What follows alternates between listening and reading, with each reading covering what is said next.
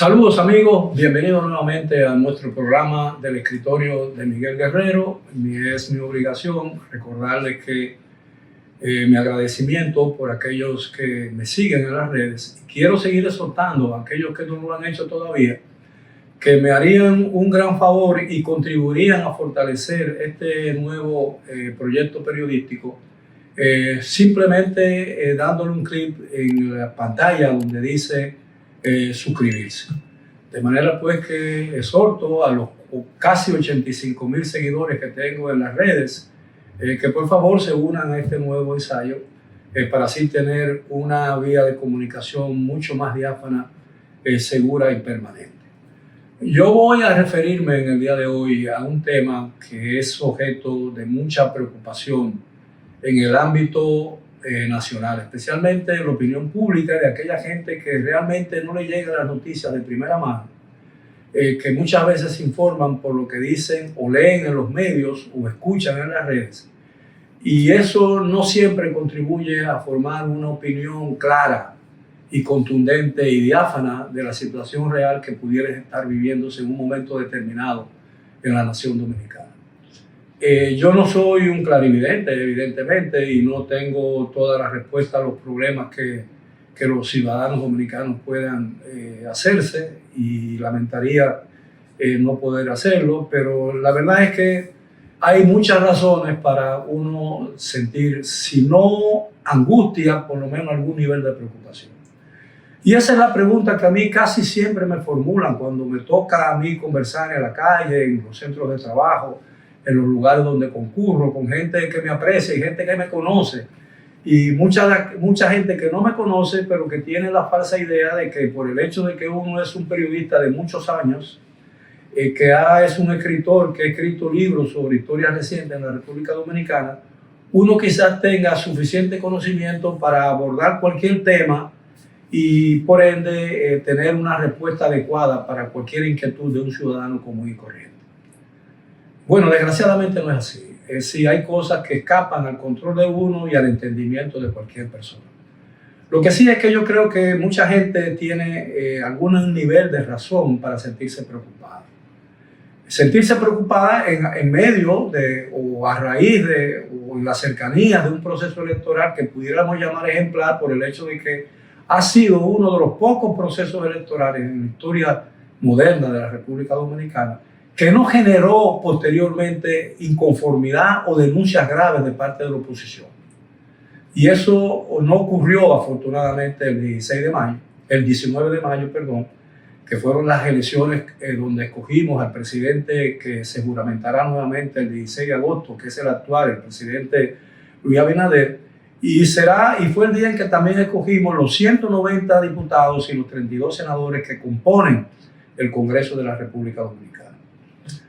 Bueno, la situación, si se analiza fríamente, uno podría llegar a la conclusión de que todo aparentemente está normal, que a pesar de la relativa normalidad incluso electoral, porque siempre todo es relativo, quizás pudiera esconderse algún asomo de una crisis que amenaza con crecer en vista de las inquietudes que producen en la mente humana y en la opinión pública nacional cierto nivel diría yo, de pasión por el secreto de algunas autoridades. Y evidentemente, a pesar de que la situación es normal y la situación marcha bien y no hay ningún problema a flor de piel, como se dice, es evidente que la gente está muy preocupada por el exceso de gasto público, el creciente endeudamiento, el hecho de que los servicios públicos están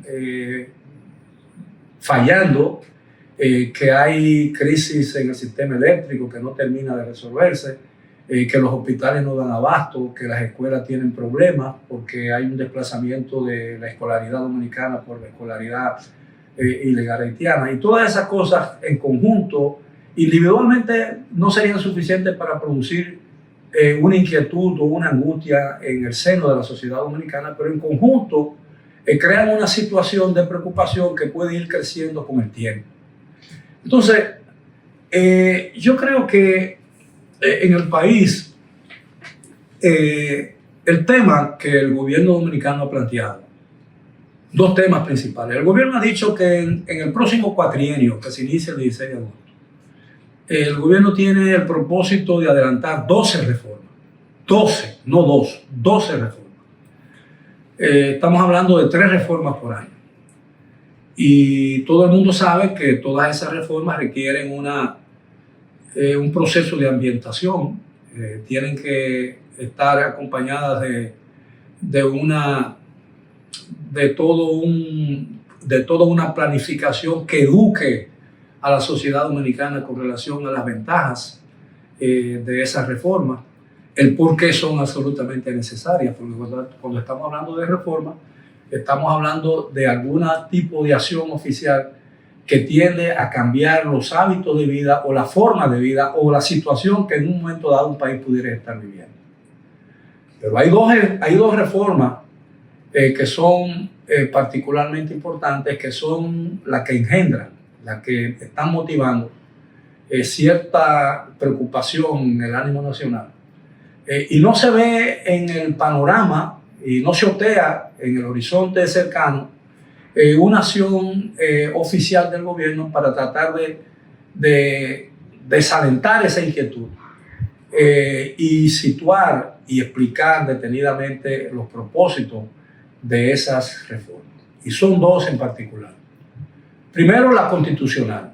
Y cuando se plantea esto a nivel de la opinión pública, especialmente los círculos que entienden el problema y que tienen alguna idea, alguna visión clara de la magnitud y la dimensión de una reforma constitucional cuando se habla de ella, han expresado cierta, diría yo, inquietud y se han hecho la pregunta, bueno, pero ¿necesitamos realmente una reforma constitucional? Si esa constitución nos ha permitido, desde que se promulgó en el año 2010, a pesar de algunas quejas sobre ella, nos ha permitido enderezar y perfilar y sostener el proceso de vida política e institucional del país con ciertos pasos firmes, sin ningún tipo de flaqueza. No ha habido una crisis alrededor de la Constitución que se persigue. Especialmente cuando todo el mundo sabe que alrededor del tema de la reforma constitucional, históricamente, y me remonto a los últimos 60 o 70 años de la historia dominicana, todo intento de reforma, incluso desde la primera constitución de 1844 que creó la fundación de la República, todas las reformas constitucionales o todas las revisiones constitucionales o todos los toques a ese texto han estado de alguna manera directa o indirectamente relacionados con el tema de la presidencia y el tema de la reelección presidencial. Y desde 1994 a la fecha ha transcurrido ¿cuántos años? 20 años. La Constitución, el tema de la reelección presidencial ha sido movida 4 veces. 4 veces. Y el presidente Abinader ha dicho, para tratar de alejar y ahuyentar cualquier signo de preocupación con relación a ese tema, que él se irá tranquilamente a su casa el 16 de agosto del 2028, cuando concluya el periodo constitucional para el cual fue electo el 19 de mayo pasado y que se inicia el 16 de agosto de este año.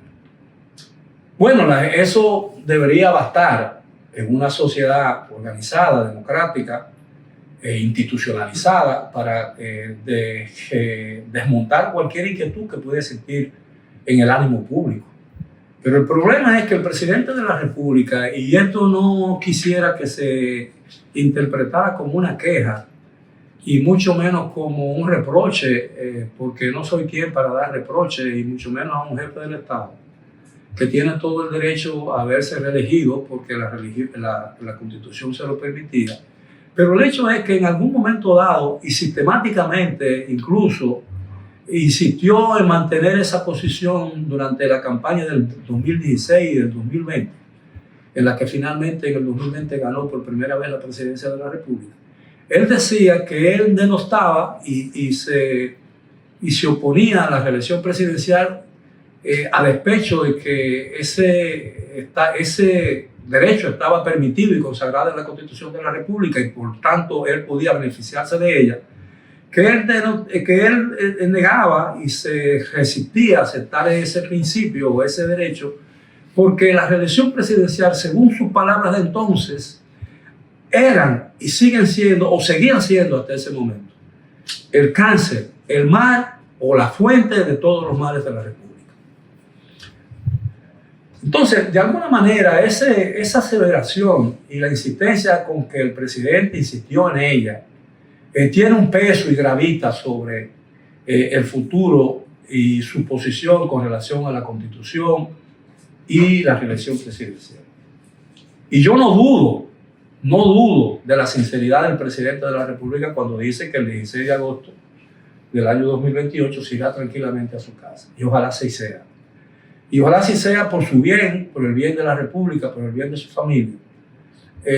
Porque si realmente él cumple con ese atributo y no se va a su casa forzada o por una derrota electoral, sino por voluntad propia, por respeto a un principio sagrado establecido en la Constitución de la República, yo creo que independientemente de cualquier cosa que haya podido ocurrir en los 8 años de su gobierno, estamos hablando del 2028, por supuesto, no tendría la validez que tendría en el ánimo y para el legado histórico de su pasado por la jefatura presidencial. No tendría el valor que ninguna otra conquista que él pudiera otorgarle al país en el ámbito educativo, en el ámbito de la salud pública, en el medio ambiente, en la economía, etcétera, etcétera.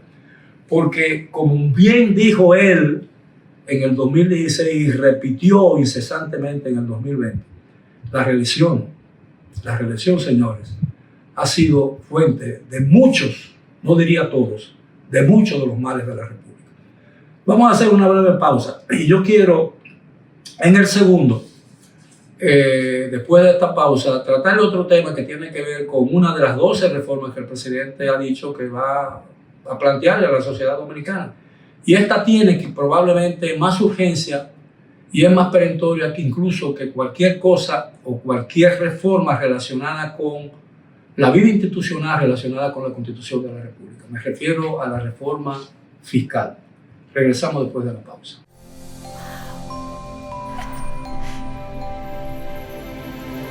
Atrévete a encontrar eso que quieres.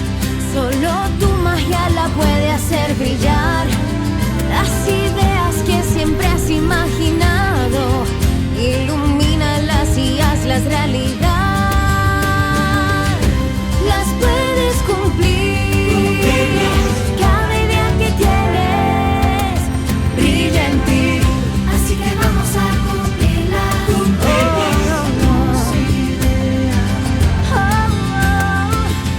Así que vamos a cumplir las ideas.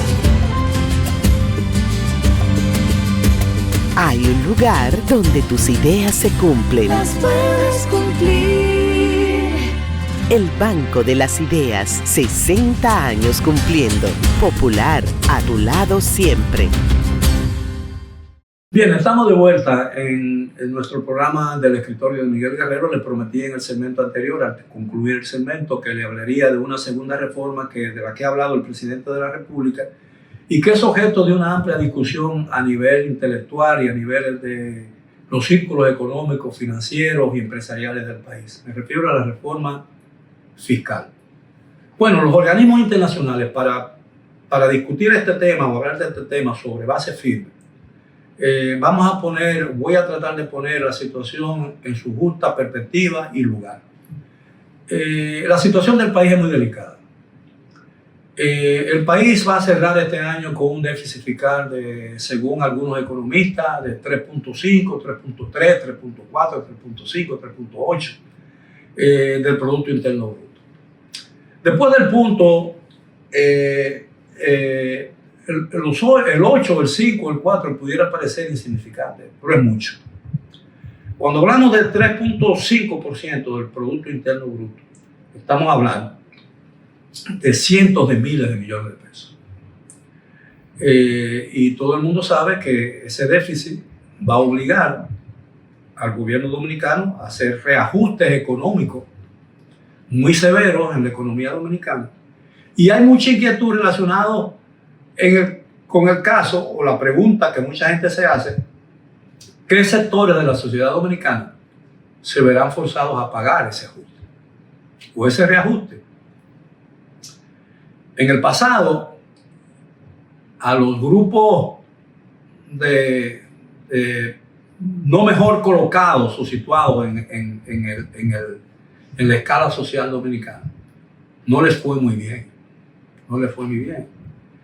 Y si bien hay que reconocer que todos los recortes y todas las acciones que se tomaron dentro de las reformas que en el país ha habido en los últimos años, tocó a casi todo el mundo, algunos de los que lo tocaron tuvieron más exenciones o disfrutaron de más exenciones y siguen disfrutando de más exenciones de las que nunca, superiores a los montos de los impuestos que nunca han pagado.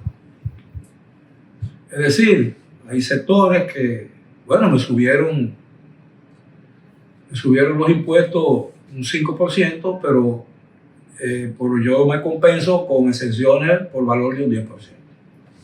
Es que hay sectores que han disfrutado de esas exenciones por 20, 30 y 40 años y aún aspiran a que esas exenciones continúen. Para que se tenga una idea de por qué son las exenciones, normalmente en la práctica económica los gobiernos suelen liberar de impuestos algunas nuevas actividades económicas para crear fuentes nuevas de empleo, nuevas riquezas, nuevas oportunidades e incluso fuentes de generación de impuestos en el futuro. Esas exenciones son necesarias muchas veces porque yo voy a instalar un negocio y yo tengo necesidad, voy a hacer una gran inversión en infraestructura, en la preparación de personal adecuado para sostener mi negocio, pero este tipo de actividad no me permite a mí comenzar a recuperar la inversión sino de 5, 6, 7 años después. Entonces, si yo comienzo pagando excesivos impuestos, no voy a tener siquiera la oportunidad de llegar a ese plazo en que quizás yo pudiera comenzar a recuperar mi inversión. Entonces, a mí me parece sabia la idea y la práctica de alentar ese tipo de inversión en base a exenciones fiscales, lo que se llama el gasto fiscal, que el gobierno cede y renuncia a ciertos derechos impositivos a favor de una actividad económica para tratar de alentar esa actividad, generar nuevas riquezas y ampliar las expectativas económicas de la nación. Pero todo tiene un plazo, como yo le he dicho. Entonces, el país está ante una disyuntiva y el gobierno no ha dicho claramente todavía hasta dónde quiere llegar, ni con la Constitución ni con la reforma fiscal. Pero los organismos internacionales y los expertos en economía dicen que la reforma fiscal, alguna forma de reforma fiscal es inevitable. Inevitable en la situación en que se encuentra el país e inevitable en la situación en que se encuentra la comunidad internacional. Y por supuesto, inevitable en el ambiente en que dentro de esa comunidad internacional se desenvuelve la República Dominicana. Es decir, estamos entre la espada y la pared, si se quiere. Lo importante es saber cuán densa y cuán oscura o cuán gruesas serán esas paredes y cuánto será el ámbito de movilidad que dentro de esas paredes tendrá la economía dominicana. Bueno, yo creo que todavía es muy difícil establecer o hacer pronóstico con relación a los resultados finales de una reforma fiscal que ni siquiera ha sido planteada formalmente. Nadie sabe, a ciencia cierta, salvo aquellos que están trabajando en los borradores de esa reforma, cuál será el alcance de ella, que se persigue, cuáles serán los sectores afectados, cuáles serán que persigue el gobierno, qué va a pasar después, cuál sería el choque inicial de esa reforma. Y todas esas cosas, cómo reaccionaría la sociedad dominicana, cómo ¿Cuál sería la actitud de la oposición política dominicana?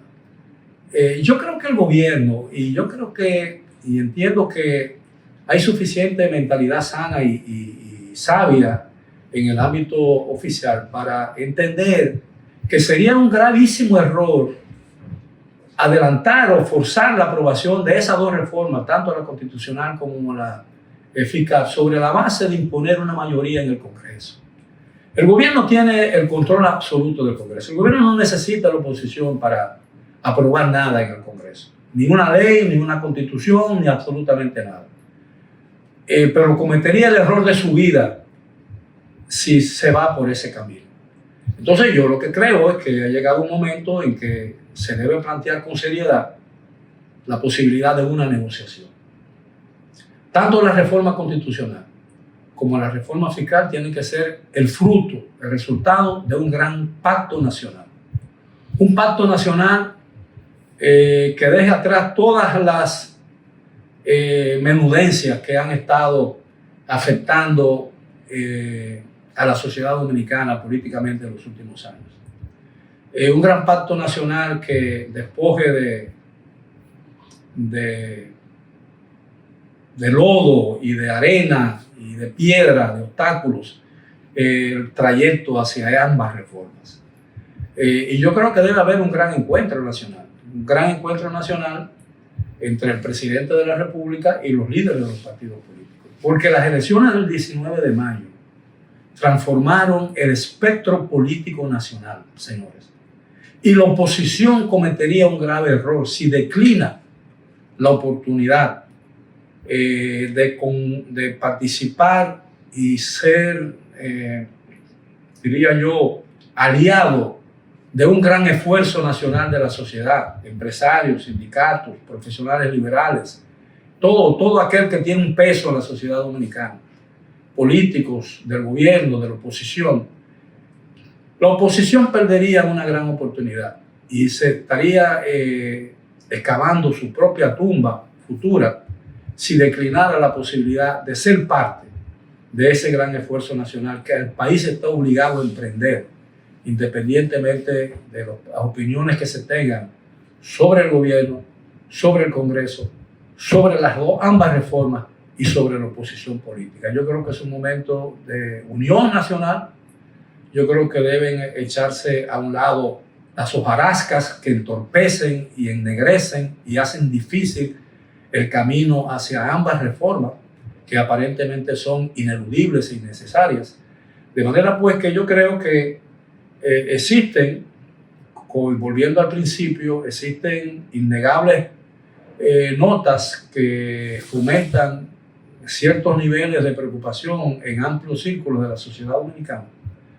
Pero yo entiendo que la sabiduría, el amor al país, la necesidad de reencauzar en beneficio de toda la sociedad y el provecho de una paz laboral y una paz social que ha sido la clave del crecimiento económico relativo y el progreso también relativo de la sociedad dominicana en los últimos años.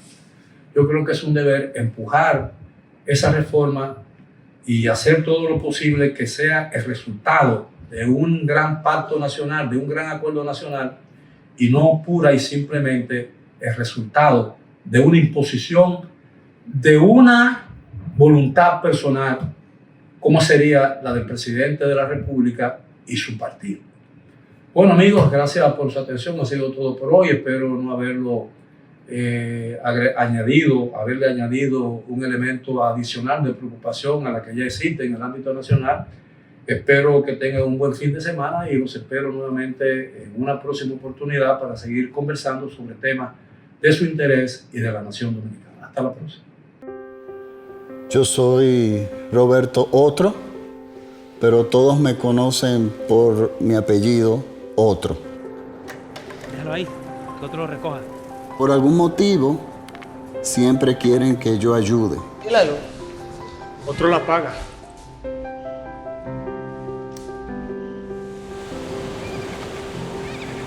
La verdad es que es un poco difícil hacerlo todo.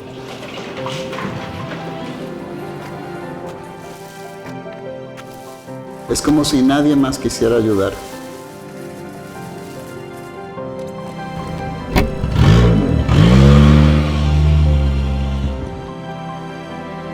¿Dónde queda la habitación 223?